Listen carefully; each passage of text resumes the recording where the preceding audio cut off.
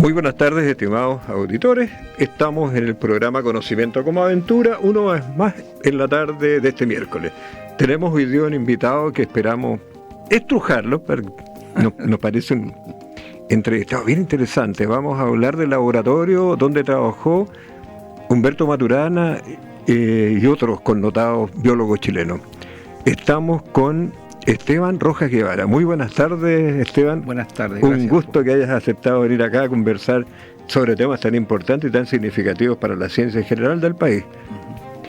Oye, sigamos el orden tradicional que tiene el programa. Cuéntanos de ti. ¿De dónde eres? ¿Dónde naciste? ¿Dónde estudiaste? ¿Cómo llegaste a trabajar en este laboratorio? Sí, bueno, es una historia larga, así que tengo que saltar algunos hitos. Yo entré a trabajar a la banca en el año 79, cuando no había procesos computacionales, era prácticamente todo manual. Y eso llevó a una cosa a la otra y me dediqué a la parte informática, aun cuando en el banco hacíamos registros manuales. Sí, la carrera propiamente tal de ingeniería civil en informática estaba incipiente, porque en realidad uno estudiaba ingeniería civil. Claro. Sí, y curiosamente en la misma Universidad de Chile, nosotros que teníamos acceso a computadores reales en la banca, los profes nuestros en la facultad nunca vieron un computador. Mira cómo se teje la historia. Claro, entonces ahí estudié en el SEC de la Chile, en Buchef, estudié, y esta es la palabra clave, para allá quiero ir, digamos, con esta historia. Estudié sistemas. ¿Ya? Palabra clave. Y bueno, y ahí trabajé en la banca hasta el 86, que me independizo, y de ahí empecé a hacer un desarrollo, digamos, personal, individual, como microempresario. Y en el año 89 me contrata la empresa Bata Chile para hacer los sistemas computacionales. Sigo usando la palabra, porque entiendo que este es un espacio académico, ¿cierto? Claro que sí. Y bueno, hice un claustro dentro de la fábrica Bata en Peñaflor de 3 años. Me fui a vivir a la fábrica. Vivía ahí entre medio de las máquinas, y vivía yo. Habían unos departamentos para poder estar ahí. Yo no salía de la fábrica. De día y de noche estaba ahí todo el día.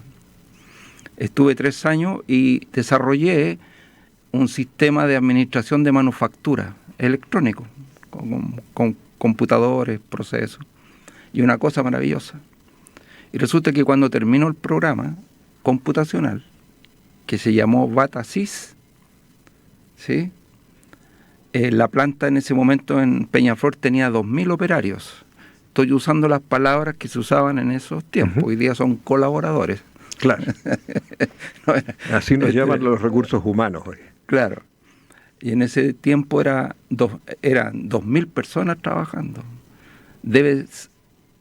Hay que tener una idea clara qué significa estar haciendo 2.000 artículos distintos, con distintas partes, con distintos colores, de distintos tamaños, con 2.000 personas, cientos de máquinas. Es una cosa bien.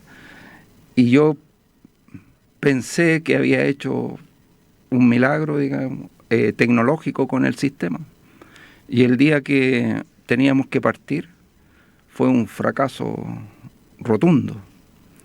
Pero no fracasó el programa computacional, porque yo cuando hice el desarrollo nunca me di cuenta que habían personas que lo iban a usar. Así de, no sé si de altanero, de ingenuo, de soberbio, porque en esos años ser de computación era una cosa así. Andábamos de delantal blanco, como los médicos en las salas de cómputos. ¿Y por qué fracasó? Fracasó porque yo no me di cuenta que habían personas humanas que iban a ocupar eso.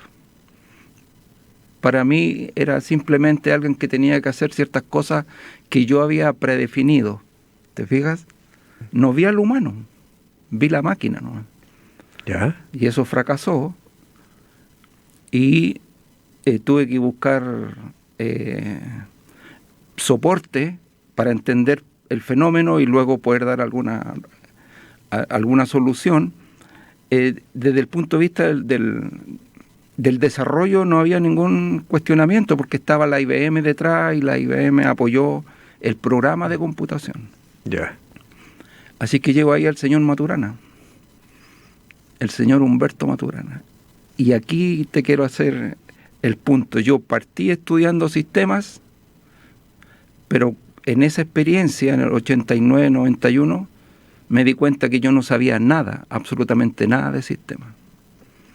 Me encuentro con el señor Maturana, lo estudio, leo, y en la biología él me muestra el mundo de los sistemas. Ahí aprendí. Y ahí hago como un acto de renuncia a la profesión de desarrollador de sistemas. Y me dedico más bien ahora hago sistemas, no programas de computación. Cuando dices, ahí conocí a Humberto Maturana, ¿de qué manera lo conociste? ¿Lo conociste personalmente? ¿Lo leíste? ¿Alguien te habló de sus teorías? ¿Cómo fue? ¿Cómo así? Sí, ese camino fue bien interesante porque yo era parte de la organización BATA, y BATA es una organización mundial. Uh-huh. Y tiene inversiones en muchas industrias, y entre otras industrias que tenía inversión era la IBM en Estados Unidos. Ya. Entonces, a través de BATA internacional, yo pedí ayuda. Y fíjate que BATA consulta a IBM en Estados Unidos, IBM en Estados Unidos refiere la solución a un científico chileno que está trabajando en la Universidad de Chile y que ha estudiado él mucho de sistemas. Así fue. Ya. O sea, la IBM Estados Unidos me invita a mirar al señor Maturana. A mirar en Chile, al señor Maturana. Y la verdad es que fue... Yo no quiero decir que fue un quiebre, sino que yo creo que fue un aprendizaje, abrirse al mundo, porque desde ese día hasta ahora, cada vez que me junto con mis colegas o conversamos cosas de soluciones informáticas para la industria, siempre yo estoy hablando en otro tono. Y yo no hago ningún esfuerzo en convencer a nadie de eso, porque entendí casi que es una cuestión que me pasó a mí. Entonces, hacer un programa de computación está lejos de hacer un sistema. Uh-huh. Uh-huh. Y eso toca varias cosas, entre otras la inteligencia artificial. Y eso, ahí aprendí, 91, conozco al señor Maturana en el sentido de su trabajo, su pensamiento, sus propuestas sistémicas, biológicas.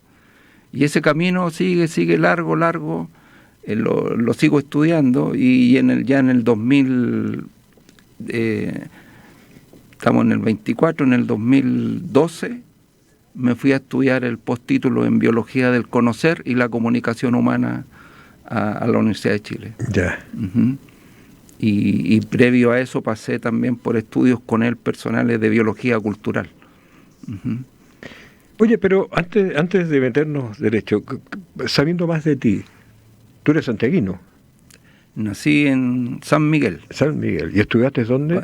¿La base que la veía? En Maipú, Liceo Municipal de Maipú. Ya. ¿Y te cambiaste a Maipú después? Claro, ahí ya. Yo nací acá en San Miguel y mi madre se fue a vivir con nosotros a Maipú. Y después estudiaste ingeniería en Bochef. Yo estaba trabajando en la BATA, estaba trabajando en la banca, y ahí también hay un hito interesante. Por eso pienso que todo esto no es una construcción propia, no es que yo haya diseñado esto, sino que fui también un poco producto de las circunstancias. Porque años 79, 78, 79, hasta el 82, la banca no era electrónica, era todo manual. Claro. Pero resulta que en 1982 la banca quebró en Chile. Sí, pues. Claro, pero es que es un hito, dado que este es un programa que lo escuchan muchachos también. Hay que saber lo que significa que quiebra la banca. Entonces, el Estado de Chile, a través del Ministerio de Hacienda, y las universidades tuvieron que actuar, digamos, de manera rápida para solucionar la cuestión. Y entonces tuvimos acceso nosotros directo a estudiar sistemas en Buchef sin tener que pasar por todo el proceso largo de la ingeniería civil, porque nos daban los tiempos para esperar 6 años, 8 años que nos recibiéramos. Entonces, dado que nosotros trabajábamos haciendo sistemas de computación, entonces nos dieron las bases más bien conceptuales de ingeniería. Uh-huh. Y debo decir en realidad que ingeniería de sistemas como que no se hace mucho tampoco, ¿no? Es una palabra grande. ¿Y eso duró cuánto tiempo, esos estudios? 3 años y medio de clase, de clase en aula. Ya.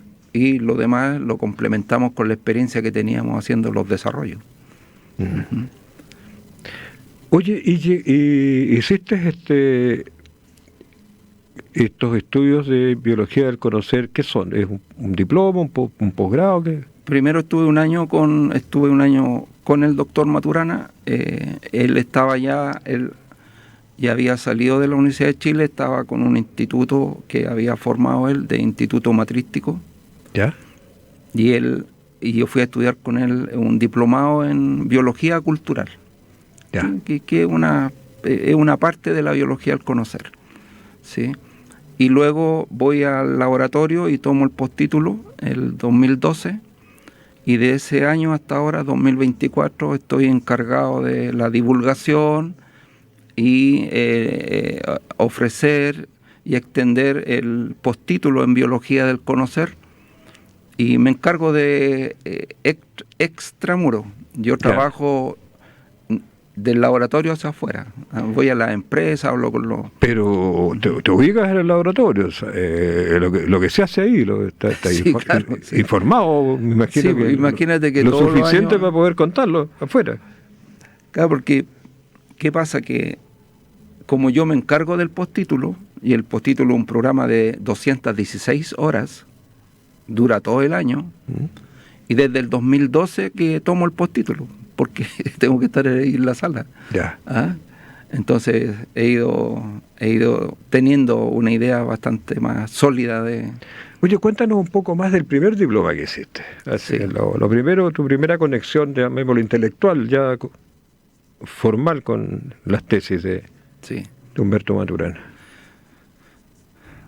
Bueno, sin duda que lo que voy a decir tiene que ver con mi experiencia, ¿cierto? Sí, claro. Yo no puedo dar razón del señor Maturana ni de otras personas. Mira, yo más que nada fui porque como yo estaba en la Chile colaborando con el laboratorio, y el señor Maturana ya no estaba ahí físicamente, iba algunas horas, ¿no?, a la semana.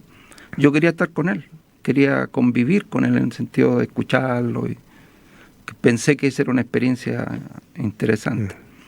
Entonces lo que pasa es que en ese diploma, toda la gente que llegamos a tomar el diploma íbamos con otras ideas nosotros. Íbamos con la idea de la experiencia maturanística. Entonces, si tú me dices qué se aprendió, qué cosa no, en realidad no podría decirte, mira, esta materia se pasó y fue una cosa que me hizo mucho sentido. ¿Y la experiencia, cómo la experiencia es un acontecimiento en la vida de uno, no necesariamente intelectual, muchas veces emocional? ¿Qué te pasó allí? ¿Cómo te cayó? ¿Qué pasó con tus compañeros? Claro, es que son preguntas profundas. Voy a tratar de contestarla lo más... Esto es un programa profundo. Me pasó que me di cuenta que no entendíamos nada de lo que el señor Maturana decía. Entonces era más fácil el abrazo, besarlo, hacerle cariño, estar con él, escuchar, porque él tenía también una puesta en escena bien interesante, bien potente. Pero decir que uno entendía lo que él estaba diciendo, yo por lo menos no. O por lo menos después, cuando entendí con el postítulo, me di cuenta que yo hice una comprensión muy, muy básica de la biología del conocer. Y el postítulo, aquí fue más intenso lo cognitivo. Ese otro mundo. Y también, que también se provoca como, no quiebre, sino que simplemente son puertas distintas que se abren.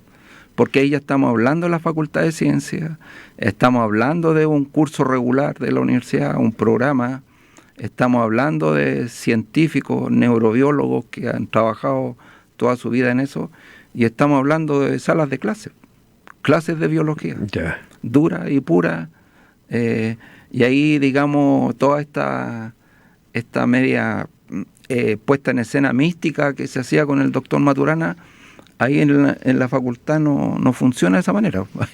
Ahí tú te encuentras con científicos que son tus profesores y te enseñan biología.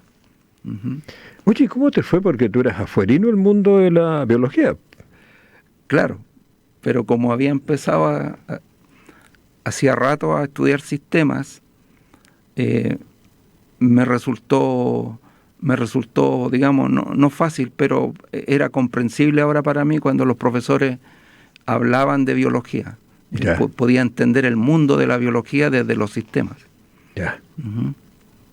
Mira, qué interesante porque, claro, entender la biología y el conocimiento, yo recuerdo cuando apareció el libro. Oye, ¿y qué pasa con las otras ciencias naturales? ¿Cómo? ¿Entran de alguna manera, por ejemplo, la física, la química? Claro, el programa del postítulo toca todas esas áreas porque son necesarias para la explicación de los sistemas biológicos, ¿sí?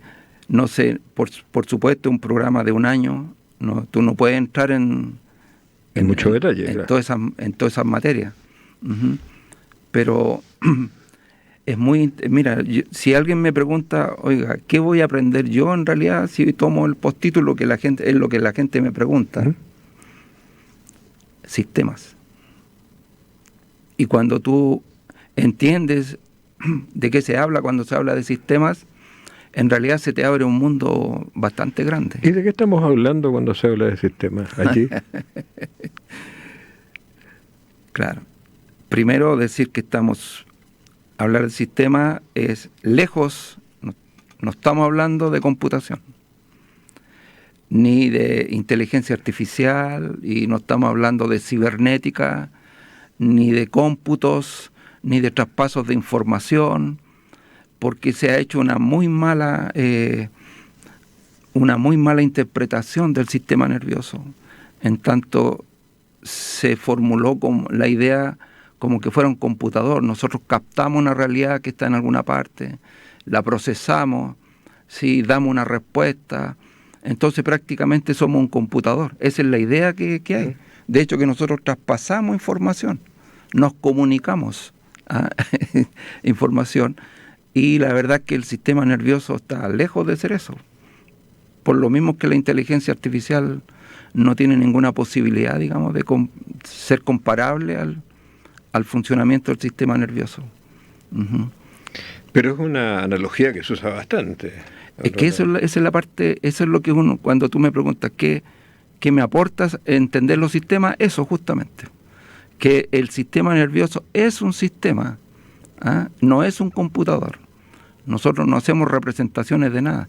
De hecho, mira, para hacerlo de manera más sencilla, las neuronas no piensan. O sea, si yo tomo un cerebro y separo neurona por neurona y veo lo que hacen las neuronas, no tengo ninguna evidencia que las neuronas piensan. Pero sin embargo nosotros tenemos la idea de que hay alguna suerte de procesamiento en alguna parte. De hecho, que hay personas que buscan en la corteza, buscan dónde está el área de esto, el área de lo otro. Hay como un mapeo. Pero sin embargo las neuronas hacen otras cosas. Pues ellos están en el mundo de las neuronas y hacen juegos químicos, electroquímicos, y tienen otro mundo. ¿Y se tocan las neuronas? Interactúan. interactúan, digamos, con estos medios electroquímicos. Ya. Uh-huh. Sí, lo interesante es ver que las neuronas están en un espacio y nosotros, en esta conversación que estamos teniendo, esta conversación está ocurriendo en otro espacio, que es lo que la biología del conocer determina que es lo humano. Uh-huh. Oye, ¿y dónde radica nuestra capacidad cognitiva en esta tesis? ¿En el sistema nervioso nuestro? Porque finalmente, hasta donde recuerdo, los sistemas del Maturana son cerrados. Él los ponía con su metáfora, los 2 pares de zapatos que yo me compraba, digamos, que me ponía uno y después cuando me iba por el segundo ya mi pie no estaba adecuado. Sí. Entonces, bueno, el modo en que opera nuestro sistema, y hay algunos seres vivos con y sin sistema nervioso, pero el modo de operación del ser vivo en el medio que lo contiene, ¿sí?, es de perturbaciones mutuas. El ser vivo cambia el mundo en el que está, que se le dice nicho donde habita ese ser vivo, cambia ese espacio y de vuelta ese espacio lo cambia él. Entonces se entra en una dinámica, en un ciclo permanente del que tú no puedes salir. Entonces nosotros no es que entremos en procesos cognitivos, nosotros somos sistemas cognitivos de manera constitutiva. Pero ahí construimos conocimiento, claro que sí, ¿o no? En ese proceso, digo yo. Claro, al decir yo que es constitutivo, quiere decir que tú siempre estás construyendo el mundo en el que tú estás habitando, y en el que tú te estás moviendo, las cosas que para ti tienen sentido operacional, no un sentido intelectual, sino que ese mundo sea coherente con las cosas que tú haces ahí. ¿Te fijas? Entonces... ¿Para qué? Para aprender, ¿qué sirve entonces? Tremenda pregunta. ¿Ah? Modestamente. Claro, porque yo me puedo responder de esta manera. A ver. ¿Para qué le sirve a un bebé aprender a caminar? Supongamos que fuera eso. Yo sé que la pregunta va más allá y tiene que ver con los espacios que llamamos educativos y de conocimiento. Pero la pregunta es, ¿para qué le puede servir a un bebé aprender a caminar? Porque, ojo, el bebé aprende a caminar. Otro adulto le enseña a caminar. Claro. ¿Sí? Bueno, uno podría decir, pero es que es adecuado para su modo de vida. Va a estar más resuelto, sí, va a tener más autonomía, va a poder moverse en el mundo de una manera más adecuada. Porque ese bebé también podría no aprender a caminar y se arrastraría. Pero sería un poquito más complicada la vida de él, dado nuestro modo de vida. Entonces, no se aprenden las cosas como un contenido que queda en alguna parte, sino que tiene que ver con nuestro modo de vivir. Y esa parte de entender los sistemas biológicos es donde la cibernética ha puesto un manto así, un medio opaco, que no nos deja ver. No, te preguntaba porque una gran parte del conocimiento que tenemos nosotros no es operativo. Por ejemplo, un mismo biólogo, la mitad de las cosas que sabe no son operativas. De hecho, él está estudiando ciencias puras, como se decía antes. Sí, sí, sí. Entonces, él tiene un conocimiento intelectual producto de una praxis, por supuesto, todo el trabajo en laboratorio, pero tuvo que teorizarlo, escribirlo, someterlo a pruebas, y eso es, en rigor, no operatorio, no le sirve para vivir. De hecho, el conocimiento puro no sirve para nada. Entonces, por eso te preguntaba, ¿en qué plano o para qué esto es útil? Bueno, una respuesta más bien sencilla. Sí, pues lo posible, por favor. Sí, sencilla. Siempre nos dice el profesor Jorge Podosis, siempre es mejor saber que no saber. Partiendo de ahí, digamos. Luego tener una comprensión de los fenómenos biológicos. La verdad es que tú puedes seguir viviendo perfectamente bien sin saberlo. No pasa nada. Pero al saber, también tiene otras posibilidades de entendimiento y de comprensión de los fenómenos, sobre todo en este caso los fenómenos humanos.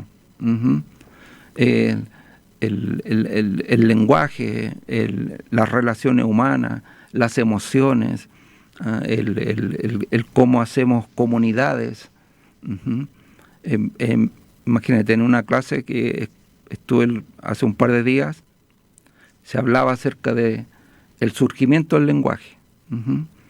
Que ya los lingüistas tienen toda una definición y ellos parten del lenguaje que ya está hecho, ahí está dado, de ahí parten. Pero fíjate tú que si nosotros no hubiéramos tenido la mirada frontal, ¿sí?, sino que lateral, el lenguaje que nosotros conocemos y a través del cual coordinamos nuestra conducta sería totalmente distinto. Esas pequeñas grandes cosas son las que se termina de comprender y darse cuenta que el lenguaje, mira lo que voy a decir, el lenguaje no es algo que tengamos. No hay un gen del lenguaje, no hay una neurona en el lenguaje. El lenguaje es lo que nosotros hacemos y lo aprendemos a hacer. ¿Cómo lo aprendemos? Porque somos sistemas biológicos y somos sociales. Entonces, en la crianza entramos en el lenguaje. Un bebé nace y no está el lenguaje. Claro, espontáneamente no habla, claro. ¿Cierto? Aprende. Y depende del grupo humano con el que aprende también el... Pero yo puedo hacer cosas con el lenguaje después, que van más allá del simple acto de hablar. Claro, por ejemplo, si tú y yo ahora hacemos referencia a una manzana de color verde, una manzana verde, no necesitamos que tener una manzana aquí sobre la mesa, ¿cierto? Sin embargo, a ti te pasa una experiencia súper concreta porque hay manzana roja y hay manzana verde. Entonces, la pregunta es si esa manzana verde tiene una representación en alguna parte del sistema de las neuronas, en alguna parte hay dibujada una manzana verde, o es una construcción que hacemos nosotros, operando en el lenguaje, donde... Yo creo que es una operación que hacemos nosotros. Esa es una operación que hacemos nosotros que a través de la experiencia, ¿no? La manzana verde es una experiencia a la que nosotros le ponemos como una etiqueta, que son las palabras. Oye, Esteban, entonces, ¿qué es la memoria? La memoria. Donde yo tengo archivado todas las imágenes de manzanas verdes que me tocó observar. Sí. Aquí cómo entra la memoria. Yo voy a... La respuesta esta es de Esteban Rojas. En lo que yo entendí de esto, es una conversación. No hay almacenamiento de datos en ninguna parte. Es un modo de estar en la conversación. Por lo mismo es que podemos trasladarnos al futuro, al pasado, pero fíjate tú el detalle.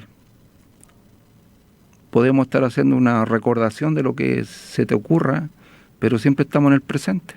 Claro. Lo hacemos desde el presente, hacemos todo esto. Y esa es la respuesta. La respuesta es un modo de estar en la conversación.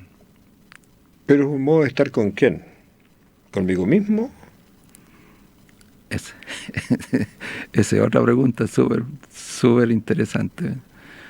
Claro, porque resulta que el mismo yo lo trato como un objeto, como algo concreto, como algo que está ahí, como te veo a ti. Yo te veo a ti de ese mismo modo que te veo ahí. Claro, me miro a mí mismo. Hay algo que se llama, una teoría que se llama el interaccionismo simbólico. Entonces yo me desdoblo en el yo y en la imagen que mi yo tiene de mí mismo, que se llama el mí. Claro. Entonces, claro, en la interacción conmigo, yo me objetivizo. Es como si estuviera afuera. Claro.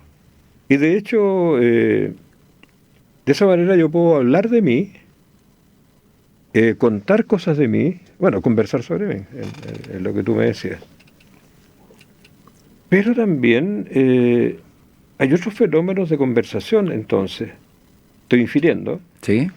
Una ideología política, una filosofía, una religión, ¿serían formas de conversar? Son conversaciones, son flujos de conversaciones en las que uno entra y sale.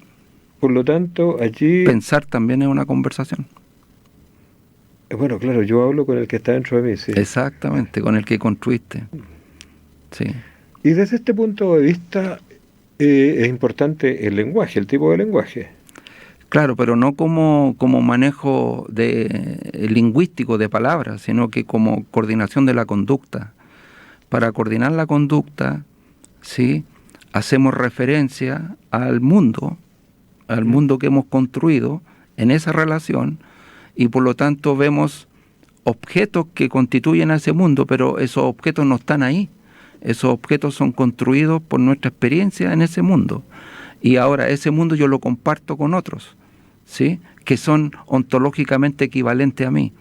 Entonces, por lo tanto, nos referimos a ese mundo como que fuera algo concreto, una realidad. Y nos movemos en ese mundo. Por ejemplo, en este lugar donde estamos conversando, está la mesa, están los micrófonos, está todo. Pero si estuviera caminando una hormiguita sobre esta mesa, yo me pregunto, ¿la hormiguita está caminando sobre una mesa? Porque en el mundo de las hormigas no hay mesas. No. ¿Te fijas? Entonces eso también te abre a la mirada. Abre la mirada. ¿Cómo? Claro, porque la mesa es una construcción nuestra, humana. ¿Sí? Es como, yo estoy aprendiendo, estoy adquiriendo conocimiento y es siempre dinámico. ¿Cómo se vincula esto con, por ejemplo, a la escuela?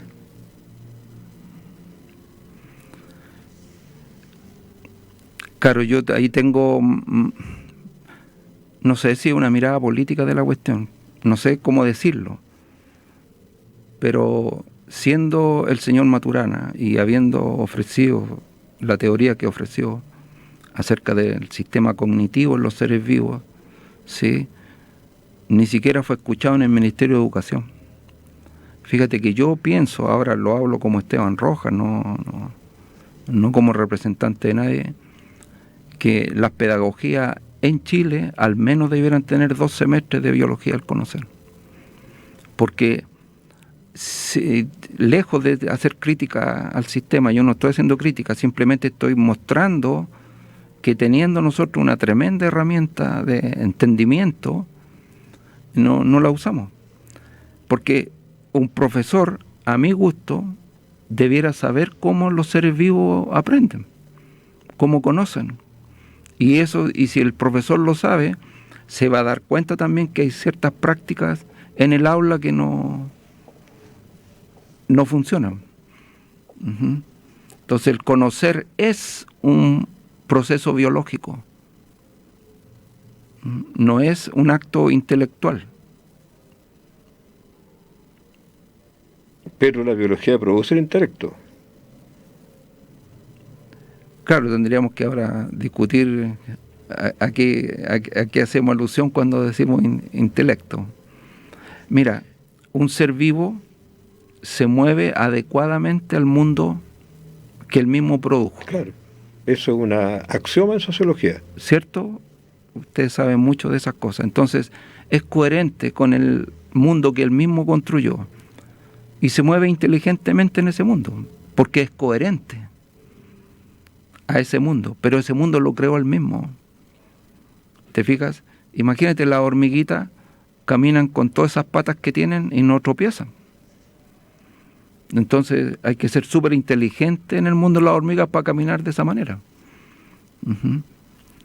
Pero no hay que perderse el hecho que fuera así como un algo que tenemos nosotros, un algo que tenemos como un componente que tenemos adentro y que ese nos permite hacer estos pensamientos, estas abstracciones, estas cosas profundas.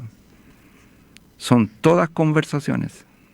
Oye, para llevarte a otro tema, Maturana le dedicó harto tiempo al amor, lo cual no deja de ser una cosa curiosa, porque yo siempre he dicho que ocupó una palabra que ya estaba asociada a un significado. Entonces, ¿cómo opera el amor entre sistemas cerrados? Claro, yo no sé si pienso lo mismo que tú, pero creo que esa palabra está fuera de lugar en la biología. Sí, porque no creo que... ¿Y se puede sustituir por otra palabra que sea más explícita? Es que, por ejemplo, yo te hago la inversa. El león, cuando se come la gacela, es agresivo, porque se tiene que alimentar. Claro. Y la única manera de poder comer ese trozo, ese animal que tiene piel, que tiene hueso, pero no la odia. No. ¿Te fijas? Entonces ahí surge una mirada rápida. Entonces, ¿dónde odio? ¿Dónde surge el odio? La venganza. Entonces ahí te empiezas a dar cuenta que esas son conductas humanas. Entonces uno se puede poner a pensar, bueno, entonces, ¿cómo es que nosotros hacemos surgir esas cosas? ¿Cómo surge, por ejemplo, la venganza, el odio en el convivir, en el habitar humano? Uh-huh. Entonces, estas conductas propiamente humanas, también las aprendo. Exactamente. Pero aquí hay una cosa bien curiosa en el amor, porque hay dos protagonistas, hay dos actores. No es algo que me está pasando, es algo que se supone le pasa a dos personas respecto del otro. Entonces... Mira, yo no estoy representando al señor Maturana. No, pero tú sabes de Maturana. Pero yo estoy diciendo lo que yo entiendo de la por cosa. Supuesto, mira, por supuesto. Mira, y tú sabes mucho más que yo de esta cuestión. Yo, el Esteban, la persona, el individuo, ¿sí?, me resuelvo en el otro. Si no hay otro, no hay yo.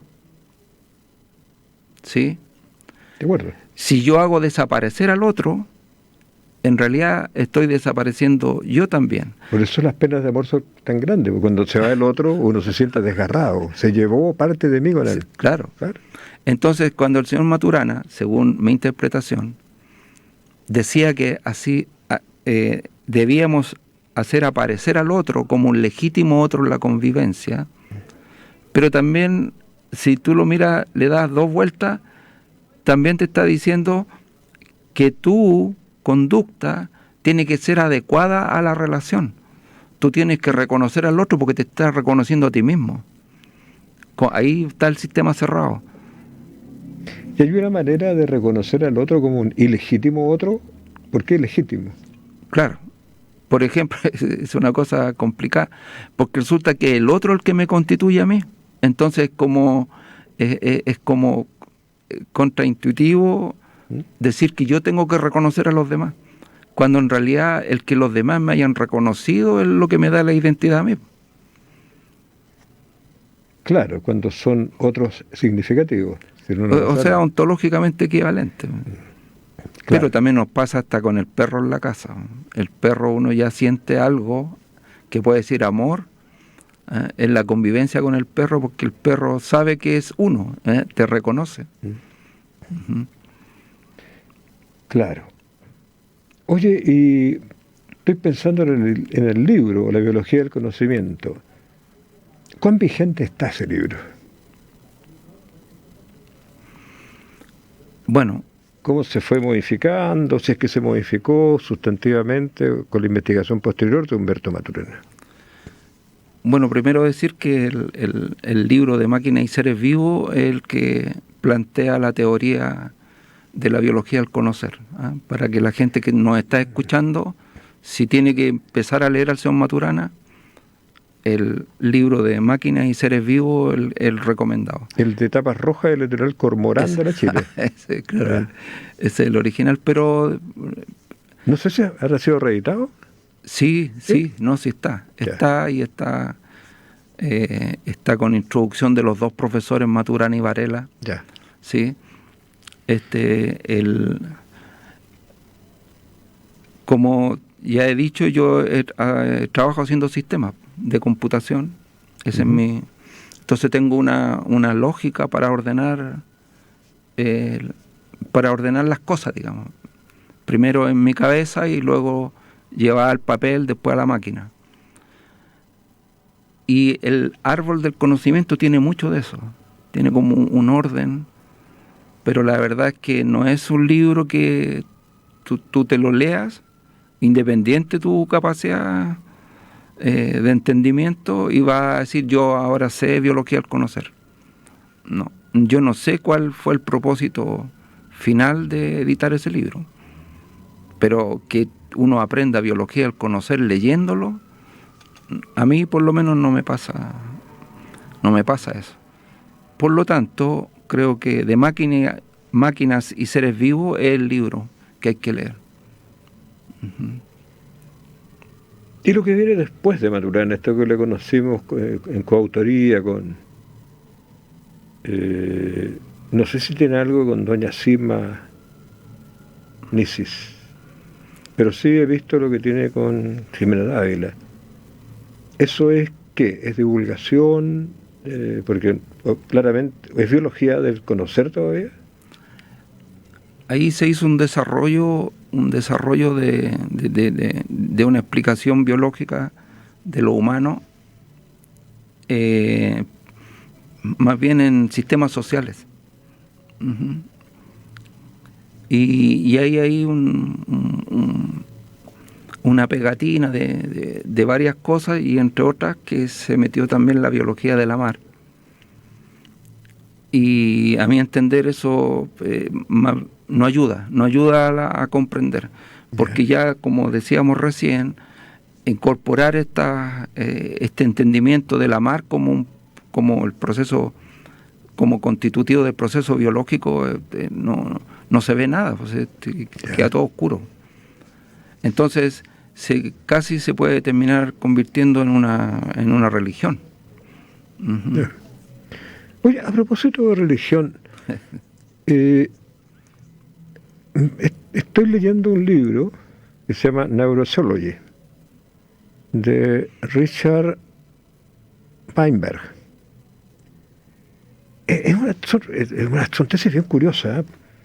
Todo ocurre dentro de nuestra biología, de nuestro cerebro, lo cual echa por tierra varios conceptos. Por ejemplo, según como sea mi cerebro, yo voy a percibir el mundo. Por lo tanto, la idea de objetividad se acaba. Claro. Pero también, si la creencia en Dios es resultado del cerebro, las religiones, por lo menos las occidentales que son reveladas, se acaban. Y en esto tiene que ver Varela, cuando empieza a hacer estos estudios sobre la meditación, el monje, budistas y católicos. ¿Qué te parece esta tesis neurobiológica, así, tan telegráficamente expuesta? ¿O no tiene nada que ver con nada serio en biología? Que encontrar a Dios, dices tú, a través de... Claro. Por medio de la biología. Claro. ¿Por qué no la célula 1 si hemos encontrado la partícula de Dios en física? No, por lo que tú vas a encontrar adentro del sistema vivo son procesos, son componentes, son interacciones. No hay una fuerza, no hay una fuerza de iniciación, algo que le influya una potencia. La causa primera. No existe eso. Pero fíjate que está un poquito de moda, incluso en los círculos más ilustrados. De hecho, he leído, no los he leído todavía, he ido juntando los papers científicos al respecto. Entonces, bueno, y ahí está todo este enfoque de Varela poco desarrollado, ¿eh? Él no desarrolló esto de cómo el budismo entraba en una perspectiva científica. Hay otro de un francés, Jean-Jacques Servan-Schreiber, que tiene unas conversaciones con un monje budista que es occidental en este caso. Claro. Pero yo creo que es un tema que abre o cierra perspectivas interesantes, digamos. Fíjate que haciendo un juego aquí, un juego yo diría más bien de comprensivo, o abrir posibilidades de comprender los fenómenos. Nosotros habitamos el lenguaje. El mundo humano es un mundo que surge de esta interacción en el lenguaje. Y desde ahí surgen los dioses, la mística, el Quijote de la Mancha, Arturo Prat, ¿me entiendes? Y por lo tanto, el lenguaje admite esas posibilidades. No hay problema, no hay para qué buscar a Dios tan lejos. Y si no me gusta me creo otro. Uh-huh. Bueno, yo creo que toda la teología es performativa. Más que con un lenguaje que solamente cuenta. Yo creo que es un lenguaje que transforma. Oye, y aparte de Maturana y Varela, ¿qué otros próceres tenemos en Chile en esta línea? Claro, el laboratorio, el señor Varela partió en los años 60 con estas investigaciones, luego se constituye la Facultad de Ciencias de la Universidad de Chile, en Gómez Milla, y ahí se abre el laboratorio experimental, creo que se llamaba al inicio, experimental, en neurobiología.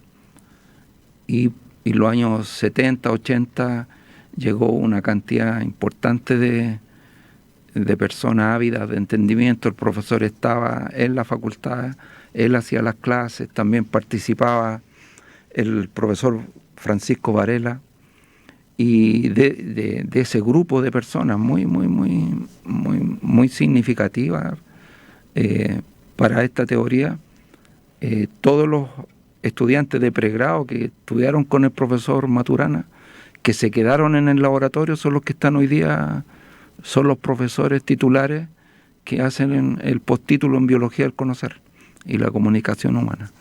Uh-huh. ¿Y son quiénes? Está ahí el doctor Jorge Podosis, está el doctor Juan Carlos Letelier, la profesora Elisa Sentis, el profesor Gonzalo Marín, y hay varios más. Y por ese laboratorio en particular, que es el laboratorio de neurobiología y biología al conocer, pasan todos los años magísteres y doctorando, y que vienen de algunas partes del mundo, y algunos pasan por ahí, se van a otros lados del mundo, y este entendimiento se ha ido expandiendo. Imagina que yo desde 2012 a la fecha llevamos graduados casi 200 personas en Biología del Conocer. Yeah. Y esto partió, el primer postítulo se dio en el año 96. Uh-huh.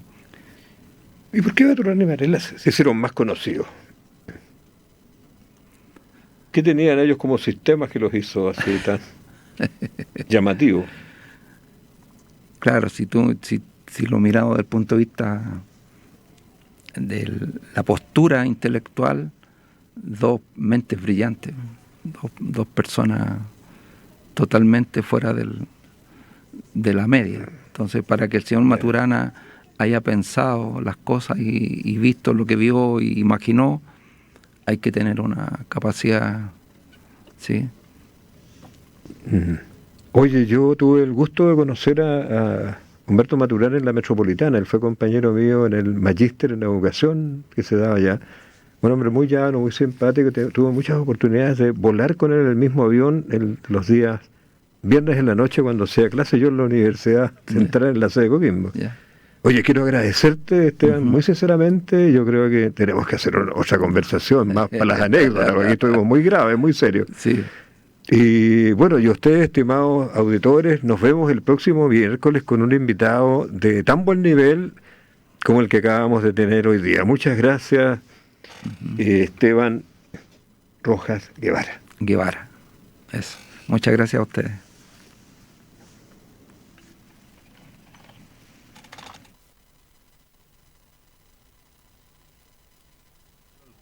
CL presentó Conocimiento como Aventura, una conversación que gira en torno a la ciencia, filosofía de las ciencias e historia de estas en un lenguaje sencillo y ameno. Hasta la próxima semana.